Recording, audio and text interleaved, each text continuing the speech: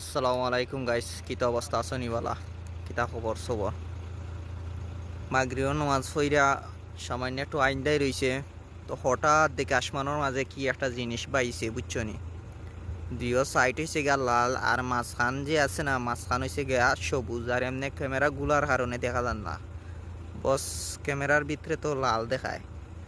আর নিজের চোখ দিয়ে দেখলে স্পষ্টভাবে দেখা যার দুইও সাইডে দি লাল আর মাঝখান হয়েছে গা নীল। অনেক বড় জিনিসটা, ঠিক আছে?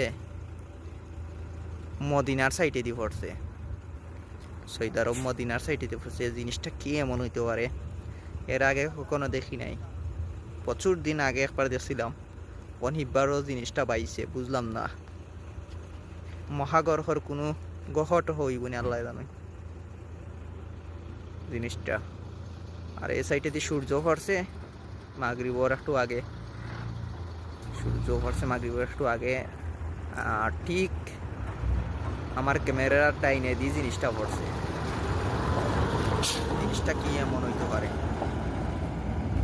তো তোকে ভাইরাম না, অনেক বড় জিনিসটা।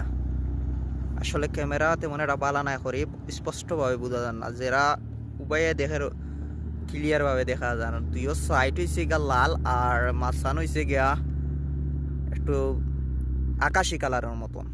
অনেক বড় জিনিসটা, রিঙ্গর মতন।